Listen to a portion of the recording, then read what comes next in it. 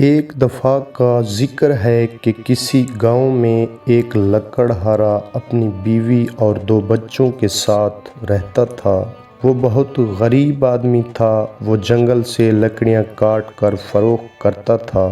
جس دن اسے خشک لکڑیاں مل جاتیں تو وہ انہیں بیچتا اور گھر کے لیے کھانے پینے کا سامان خرید لیتا، لیکن بڑی مشکلوں سے اس کے اخراجات پورے ہوتے۔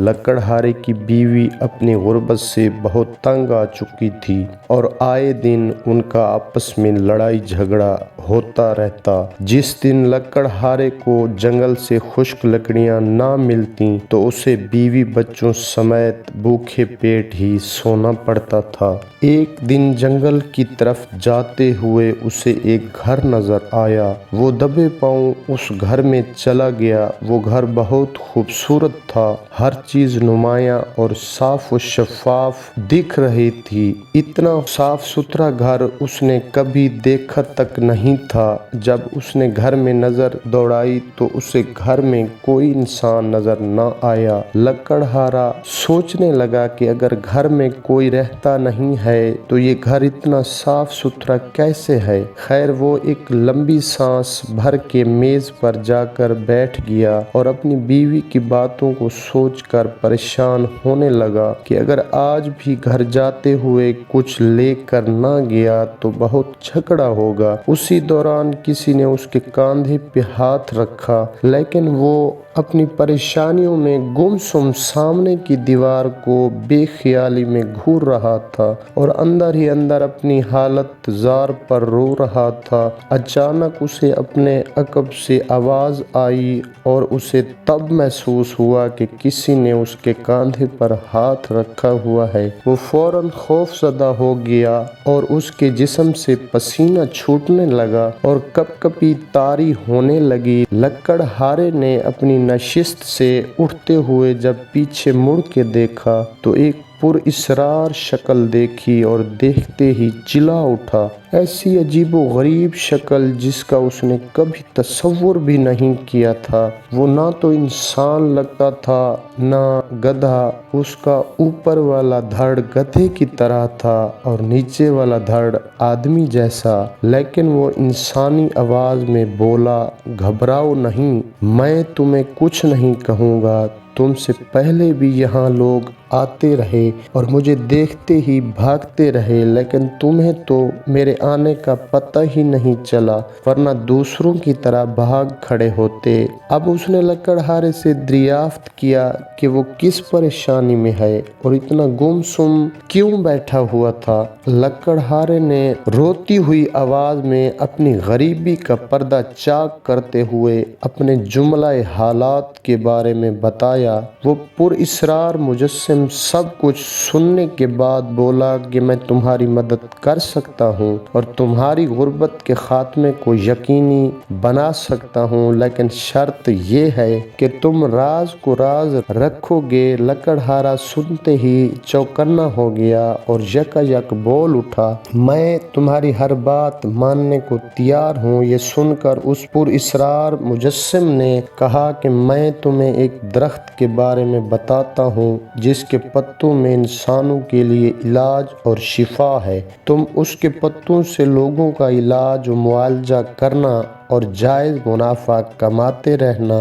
لوگوں کو شفا ملتی رہے گی اور تمہاری غربت کا خاتمہ بھی ہو جائے گا، لیکن تمہیں مجھ سے یہ عہد کرنا ہوگا کہ تم علاج کا بہت کم معاوضہ لیا کرو گے اور غریبوں اور بے سہارا لوگوں کا تو مفت علاج کرو گے۔ لکڑہارے کے عہد و پیمان کے بعد اس پراسرار مجسم نے اس درخت کی شناخت کروائی اور فوراً غائب ہو گیا۔ لکڑہارا کچھ غیر یقینی کیفیت میں اس درخت کے پتے اکٹھے کرنے لگا اور اس کی بتائی ہوئی دیگر جڑی بوٹیاں بھی جمع کر کے گھر کی طرف گیا۔ جب وہ گھر پہنچا تو آج پھر اس کے پاس کھانے پینے کی اشیاء نہیں تھیں، جسے دیکھتے ہی اس کی بیوی اس پر برسنا شروع ہو گئی اور حسب معمول اسے کوسنے لگی۔ لکڑہارے نے جڑی بوٹی بوٹیاں ایک طرف رکھتے ہوئے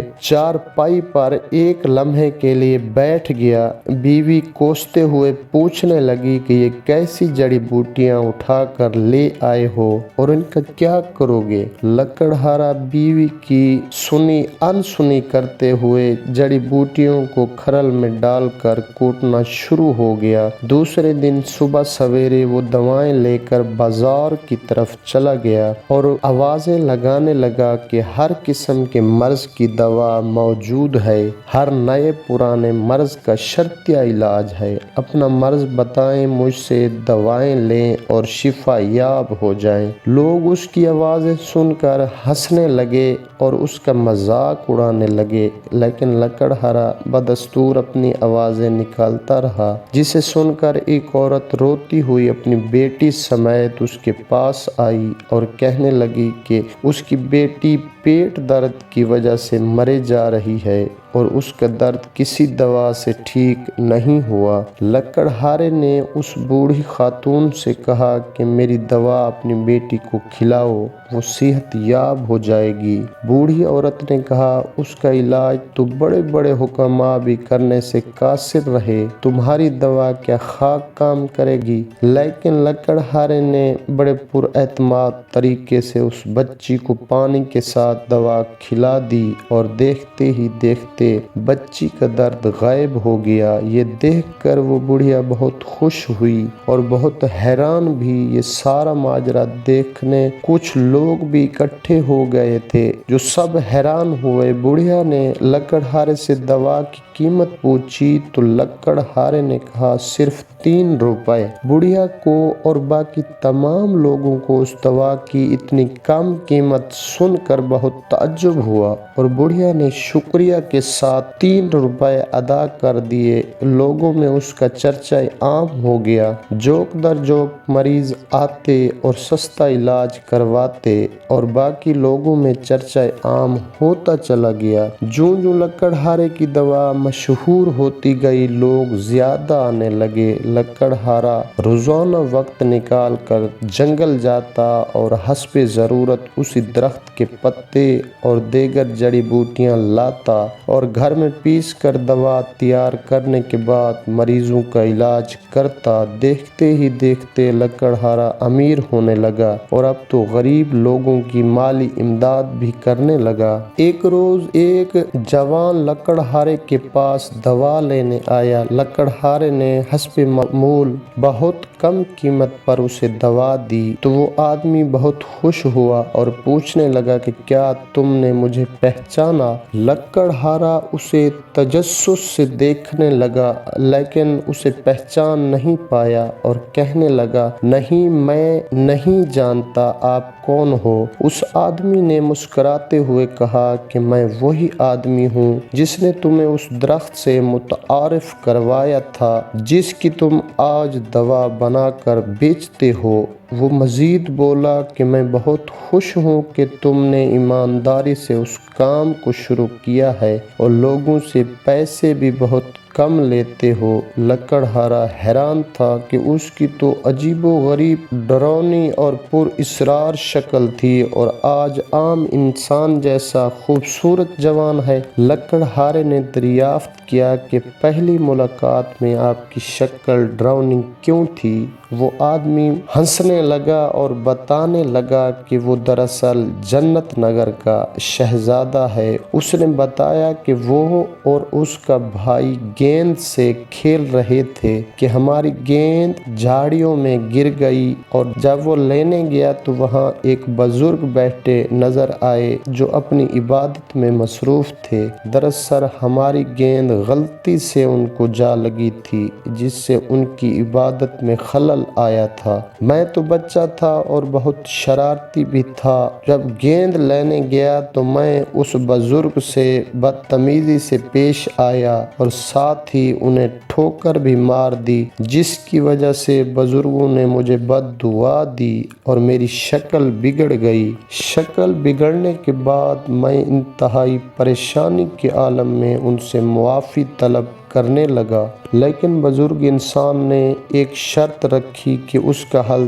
تب ہی ممکن ہے کہ تم اچھائی بانٹتے رہو اور مخلوق تم سے خوف زدہ نہ ہو، اور کوئی ایسا اچھا کام کرو جس سے مخلوق خدا مستفید ہو۔ مجھے اس درخت کے بارے اپنے اجداد کی تحقیق سے معلوم ہوا تھا کہ اس میں ہر بیماری کے لیے شفا ہے۔ کوئی انسان میرے قریب ہی نہیں ٹھہرتا تھا کہ میں یہ اچھا کام کر کے اپنی سزا کا مداوع کر سکوں۔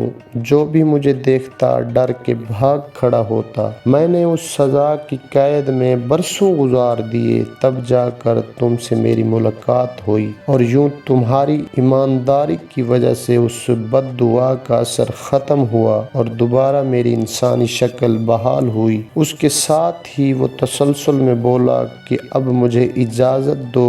وہ یہ کہہ کر رخصت ہو گیا۔ لکڑہارا اپنی ایمانداری کی وجہ سے امیر تر ہوتا گیا اور لوگوں کا بہت قلیل پیسوں سے علاج کرتا رہا، اور عیش و عشرت اس کے پاؤں چومنے لگی۔ تب لکڑہارے کی بیوی بھی لکڑہارے کے ساتھ خوش رہنے لگی اور اس کو عزت سے پکارنے لگی۔ نتیجہ سبق: اس واقعہ سے ہمیں یہ سبق ملتا ہے کہ ہمیں بھی اپنے ہر کام کو ایمانداری سے کرنا چاہیے، تاکہ اللہ تعالی ہم پر بھی اپنی رحمتوں اور برکتوں کا نزول فرمائے۔ آمین یا رب العالمین۔